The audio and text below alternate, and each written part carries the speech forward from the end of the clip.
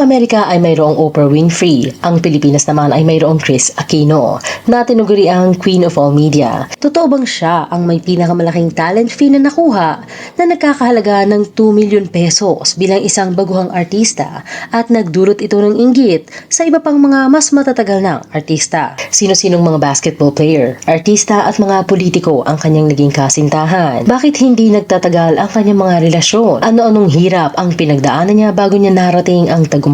Tara, alamin natin sa history. Disclaimer, lahat ng aming babanggitin sa video na ito ay mapapanood at mababasa din sa iba't pang online sites at articles. Panimula, si Cristina Bernadette Cojuangco Aquino o mas kilala sa kanyang screen name na Kris Aquino ay ipinanganak noong February 14, 1971 sa Quezon City. Nagmula siya sa makapangyarihang pamilya ng parehong mga negosyante at politiko. Ang kanyang ina ay si Corazon Cory Aquino, ang ika-11 Pangulo ng Pilipinas na naihalal sa pwesto matapos ang makasaysayang People Power Revolution noong Pebrero 1986. Ang kanyang ama naman ay si Senator Benigno Ninoy Aquino Jr. na nooy nagsisilbi sa kanyang termino bilang senador nang ipanganak si Kris. Bunso si Kris sa 5 magkakapatid. Ang panganay nila ay si Maria Elena Bolsi Aquino. Sumunod naman ay si Aurora Corazon Pinky Aquino. Benigno S. Aquino III, ang ika-15 Pangulo ng Pilipinas, at Victoria Elisa Viel Aquino.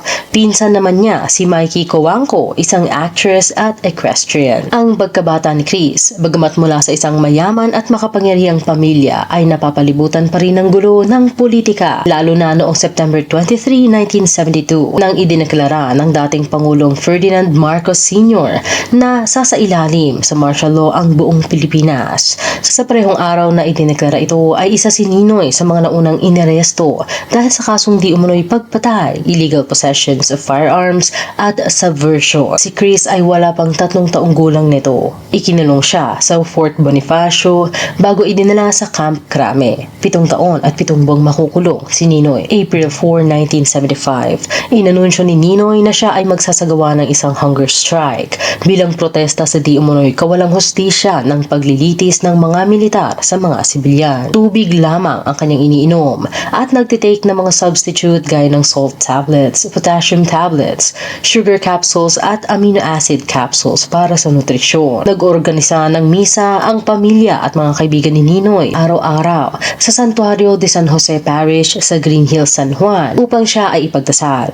Halos nasa 200 na mga supporters ang dumadalo dito gabi-gabi kahit pa alam nilang nakikita sila ng mga militar. Bilang asawa, madalas dalawin ni Cory si Ninoy, lalo na at nararanasan nito ang mga sintomas dulot ng kanyang hunger strike, gaya ng panghihina, chills, pamumulikat at iba pa. Sa kabila nito ay puwersahan pa din di umuno siyang dinadala ng mga sundalo sa pagdinig ng kanyang kaso. Matapos ang 40 days ay nakumbinsi ng kanyang pamilya, ilang mga pare at kaibigan ni Ninoy na itigil na ang kanyang hunger strike, na kahit si Cristo ay 40 days lamang din nag-fasting. Pumayag si Ninoy dahil sa tingin niya ay naging simboliko na din naman ang kanyang ginawa. Sumakto naman ang araw na ito sa pista ng Our Lady of Fatima na May 13, 1975. Dinala siya sa Veterans Hospital upang i-rehydrate at maibalik ang kanyang kalusugan. Bumagsak ang kanyang timbang mula 54 kilograms ay 36 kilograms na lamang siya nang dalahin sa ospital. Sa kalagitnaan naman ng pagkaka-ospital ni Ninoy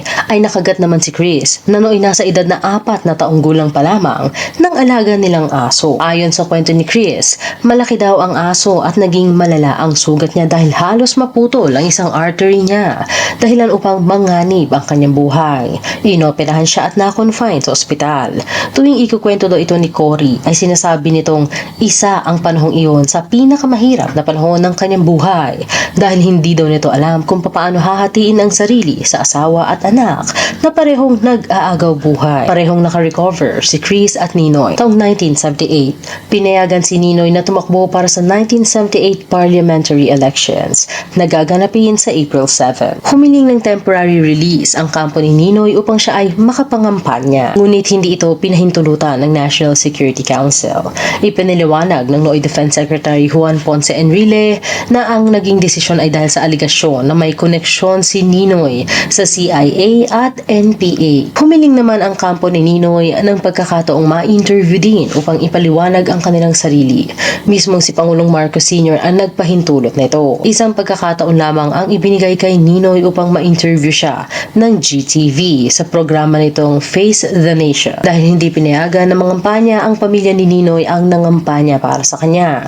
Sa murang edad na 7 taong gulang ay nag-stand-in si Chris upang mangampanya para sa kanyang ama. Sinabi niya sa isang talumpati, "Ako'y si Chris Aquino, ako'y 7 taong gulang na, ngunit halos 6 na taon ko nang hindi nakakapiling ang tatay kong si Ninoy Aquino. Sana'y tulungan po ninyo ako para makapiling ko naman ng mami ko, ng mga kapatid ko at lalong-lalo na para makapaglingkod na rin sa inyo." Na-feature ang pangangampanya ni Chris sa iba't ibang magazine. Napunta siya sa front cover ng The New York Times at sa cover ng Time Magazine. Pagkatapos ng talumpati ni Chris ay inaangat niya ang kanyang kamao. Hanggang isang beses ay sinabi ni Senator Soc Rodrigo kay Cory na hindi magandang tingnan sa bata na winawagayway ang kanyang kamao. At dahil laban ang partido nila ay ipinataas na lamang nila kay Chris ang letrang L gamit ang kanyang hinlalaki at hintuturo. Nang gawin ito ni Chris ay naging saludo na ito ng mga anti-Marcos. Sa madaling salita, si Chris ang nagpasimula ng L sign. Si Ninoy ay kabilang sa oposisyon na Lakas ng Bayan o Laban. Ang partido ni Marcos Sr. ay ang Kilusang Bagong Lipunan o KBL. Siya ang nangungunang kandidato ng oposisyon. Pero lahat ng miyembro ng kanilang partido ay natalo sa halalan. Ika-22 ang rank na nakuha ni Ninoy sa 21 kinakailangang mga miyembro. March 1980, inatake sa puso si Ninoy habang nakakulong. Dinala siya sa Philippine Heart Center kung saan nagkaroon siya ng ikalawang atake sa puso. Base sa mga tests na ginawa sa kanya, ay nakitang barado ang isang artery o ugat niya. Ang mga doktor naman sa Pilipinas ay nag-aalangan na isagawa ang kinakailangan niyang coronary bypass surgery dahil maaari silang madawit sa kontrobersya. Maging si Ninoy ay may takot din na magpagamot sa mga Pinoy na doktor dahil baka sila ay gamitin ni Marcos upang siya ay tapusin na. Mas minabuti niyang sa US ipagawa ang procedure o bumalik na lamang sa kulungan upang doon na lang pumanaw. Palihim na binisita ni Imelda si Ninoy sa ospital. Pinayagan siyang pumunta ng US upang magpagamot. Maaari niya ding isama ang kanyang buong pamilya sa ilalim ng 2 kondisyon na di umunoy sinang-ayunan ni Ninoy. Una, na siya ay babalik ng Pilipinas at ikalawa ay hindi siya magsasalita laban kay Marcos habang siya ay nasa US. Matagumpay na naoperahan ng isang Filipino-American na cardiologist si Ninoy. Mabilis siyang nag-recover at nagpa siyang talikuran ang kasunduan at nagdesisyong magsimula ng bagong buhay sa Massachusetts. Dahil dito, karamihan ng elementarya ni Chris ay ginugol sa US habang ang buong pamilya nila ay nasa exile. Ang kanyang ama naman ay nagkaroon ng pagkakataong magbigay ng mga talumpati na kritikal sa administrasyong Marcos Sr. habang naglalakbay sila sa iba't ibang lugar sa US. Gayunpaman, alam ng kanyang mga magulang na hindi sila habang buhay na makakapanatili sa US. Taong 1983, sa panahong nababalita na ang lumuluwag na sitwasyon sa politika ng Pilipinas dahil sa napapabalitang paghina ng kalusugan ni Marcos, ay nagdesisyong umuwi si Ninoy sa kabila ng panganib na naghihintay sa kanya. Maaari siyang muling makulong o di kaya'y patayin. Isang babala na ilang beses nang ipinaalam sa kanya. Bilang paninigurado sa kaligtasan ay minabuti nilang maunang umuwi si Ninoy at susunod na lamang ang kanyang pamilya pagkatapos ng 2 linggo. August 21, 1983, lumapag ang eroplano na sinasakyan ni Ninoy sa Manila International Airport na ngayon ay kilala na natin bilang Ninoy Aquino International Airport. 1,000 security personnel ang itinalaga ni Marcos upang ligtas na madala si Ninoy sa kanyang detention cell sa Fort Bonifacio. Nakasuot din ng bulletproof vest noon si Ninoy, pero pagbaba niya ng tarmac ay bigla na lamang siyang binaril na siyang naging dahilan ng kanyang agarang pagpanaw. 12 years old lamang noon si Chris nang mangyari ito. Bumalik ang buong pamilya ni Ninoy sa Pilipinas at maging si Chris ay naki-attend din sa mga rally laban sa rehimeng Marcos. Natapos ni Chris ang kanyang elementarya sa Poveda Learning Center sa Quezon City nang bumalik sila sa Pilipinas. Natapos naman niya ang kanyang high school sa Kolehiyo San Agustin, Makati, kung saan batchmate niya ang sikat na journalist na si Karen Davila at Pinky Webb. Kumuha siya ng kursong Bachelor of Arts in English Literature sa Ateneo University at nagtapos siya dito taong 1992. Pagpasok sa showbiz. Pagkatapos ng EDSA Revolution noong 1986 ay formal na naihalal bilang Pangulo ng Pilipinas ang kanyang ina na si Cory Aquino noong February 1986. Ang 15 anyos na si Chris naman ay nagsimulang mag-guest sa mga TV, drama at comedy. Noong una ay tutol si Cory sa pagpasok ng bunsong anak sa showbiz, pero kalaunan ay sinuportahan na din niya ang anak. Aminado naman si Chris na dahil bunso siya ay napapamper talaga siya ng mga magulang at kapatid niya. Oktubre 1990, nagkaroon ng kanyang debut bilang bida sa pelikula si Chris. Ito ay pinamagatang Pido Dida Sabay Tayo, isang romantic comedy kung saan kapareho niya ang sikat na komedyanteng si Rene Requiestas. Naging issue ang talent fee ni Chris na umabot ng 2 million pesos. Isang napakalaking talent fee para sa isang 19-year-old newcomer na anak ng isang kasalukuyang pangulo ng bansa. Ang TF na ito, base sa isang article na isinulat ni Emil Jurado para sa Manila Standard. Ang batikang aktor at aktres gaya nila Nora Honor, Vilma Santos, FPJ at Dolphy ay hindi kumita ng ganoong kalaking halaga noong nagsisimula pa lamang sila at kumita lamang ng ganoong kalaki pagtapos ng maraming taong pagtatrabaho nila sa industriya. Isang producer daw ang nagreklamo na ilang movie stars na mayroong sapat na hatak sa takilya ay humihingi na din ng mataas na sahod. Hindi daw ito nagustuhan. Ang komento niyang Chris is the president's daughter. The others are not. Gayunpaman ay naging box office success ang Pido Dida at hinirang si Rene at Chris bilang box office king and queen ng Guillermo Mendoza Memorial Scholarship Foundation pagdating ng 1991. Pagkatapos ng success ng Pido Dida ay nasundan pa ito ng dalawang sequel, ang Pido Dida 2, Kasal Na at Pido Dida 3, May Kambal Na noong 1991 at 1992. Naging mabuting magkaibigan sina Chris at Rene. Katunayan, hinango pa sa pinagsamang pangalan nila ang ipinangalan ni Rene sa kanyang adopted daughter na si Darren Chrisney na tinatawag din na Maiko. Si Chrisney ay inampon ni Rene mula sa malayong kamag-anak niya na nahihirapang buhayin ang kanilang napakaraming anak. Kaya nagdesisyon si Rene na ampunin ang bata. July 1993, sa edad na 36 ay pumanaw si Rene dahil sa sakit na tuberculosis at komplikasyon sa atay at baga dulot ng pag-inom ng alak at paninigarilyo. Bilang patunay ng kanilang malalim na pagkakaibigan, base na din sa interview ni Julius Babaw sa kapatid ni Rene na si Osang, ay sinuportahan ni Chris ang pag-aaral ng anak ni Rene sa isang private school bilang pagtupad sa kanyang pangako sa namayapang kaibigan. Taon-taon daw ay binabayaran ni Chris ng buo ang tuition fee ni Chrisney. Pero dahil hindi daw kataasan ang grado ng bata, ay nagpadala sila ng liham kay Chris na ilipat na lamang ito sa public school. Nang ilipat nila si Chrisney, ay hindi na daw nagpadala si Chris ng pinansyal na suporta at nawala na sila ng komunikasyon dito. Maaaring hindi din daw alam ni Chris na pumanaw na si Chrisney sa edad na 32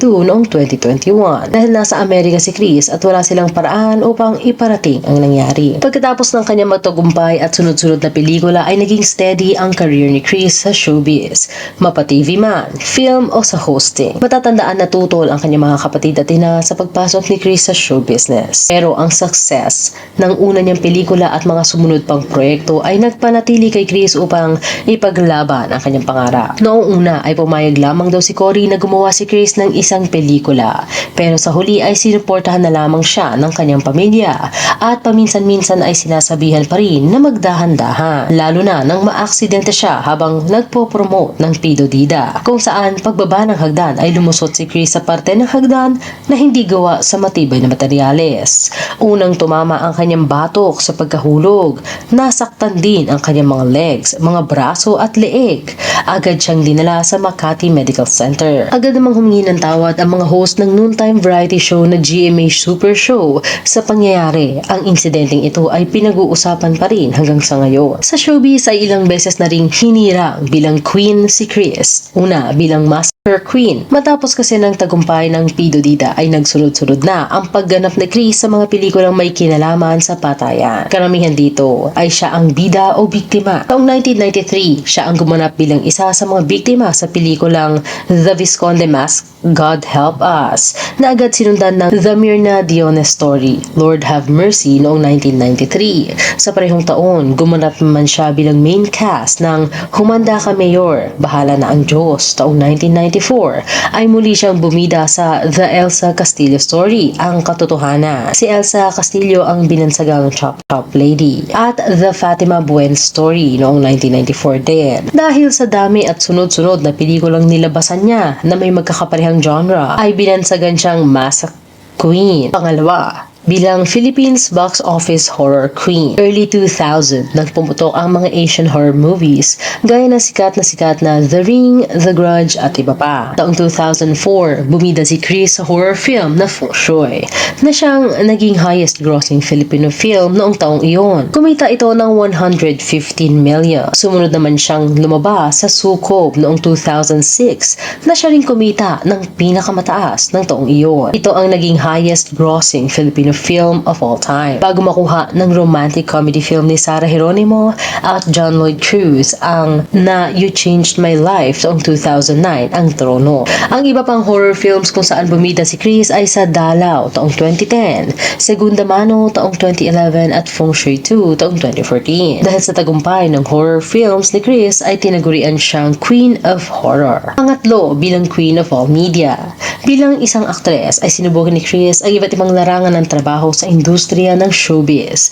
Isa na dito ang pag-host at talaga namang nakitaan siya ng talento dito. Maagang napansin ng publiko ang talino at tatas ni Chris sa kanyang pananalita. Mula pa noong una siyang magsalita sa entablado sa edad na 7 taong gulang upang mangampanya para sa kanyang ama hanggang sa mga interview sa kanya hindi lamang sa Pilipinas kung hindi maging sa ibang bansa. Maliwanag niyang naipapahayag ang kanyang saloobin. Maganda rin ang kanyang communication skills at talaga nga namang ang mga audience ay nakikinig kapag siya ay nagsasalita na. Minsan nang naikomento ni Cory patungkol kay Chris. Of all my children, Chris is really most like Ninoy. She likes crowds. She loves the limelight. She enjoys talking and she is at home on stage.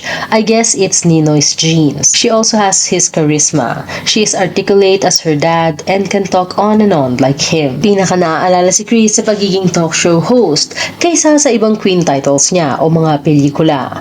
Una siyang lumabas sa See True, kung saan ang host ay si Inday Badiday. Nagkaroon pa siya ng maikling stint bilang host sa Eat Bulaga noong 1988 hanggang 1999 at pati na rin sa GMA Super Show kung saan siya na-aksidente nang mahulog sa hagdan. Isa sa maagang hosting gig niya ay ang programang Actually, Yun Na umere sa RPN 9 kung saan ang pinaka-memorable na naging guest niya ay nang interviewin niya si Bongbong Marcos. Matagal ng political rivals ang pamilya Marcos at Aquino at may haka-hakang si Bongbong ay may crush dati kay Chris Aquino. Bagamat sa interview ay naging professional at cordial sila sa isa't isa. Mas napansin naman ang galing ni Chris sa pag-host nang maging co-host siya sa Star Talk kasama ni Boy Abunda at Lolit Solis. Taong 1996, nabigyan siya ng kauna-unahan niyang solo hosting gig sa ABS-CBN para sa morning talk show niyang Today with Chris Aquino. Sumunod dito ang The Buzz kung saan muli niyang nakasama si Boy Abunda. Sinundan pa ito ng pag-host niya sa GMA shows gaya ng Game Ka Na Ba? Ito ang pinakamatagal na game show na kanyang pinag-hostan. Kapamilya Deal or No Deal, isang franchise ng international game show na Deal or No Deal, The Price is Right at marami pang iba. Sa dami at tagal niyang naging host sa mga talk shows, lifestyle programs at game shows ay binansagan si Chris bilang Queen of All Media. Bukod sa pagiging aktres, host ay isa din si Chris sa mga naging top endorsers ng mga kilalang produkto. Bukod naman sa pagiging product endorser at pilantropo ay isa ding negosyante si Chris. Hindi niya pinabayaan na maubos lamang ang kanyang kinikita at nagtayo ng iba't ibang negosyo at nakipag-partnership din. Co-owner siya ng Lena Restaurant, Cecilio Restaurant at Robert Antonio, isang upscale flower shop kung saan kapartner niya ang kaibigang si Boy Abunda. Mayroon din siyang ilang franchise ng mga fast food gaya ng Jollibee at Chowking. Siya din ang may-ari ng franchise na Nacho Bimbi o ang kilala natin bilang Potato Corner at marami pang iba. Hanggang dito na lang, abangan sa part 2 ang kanyang mga naging karelasyon at iba pa.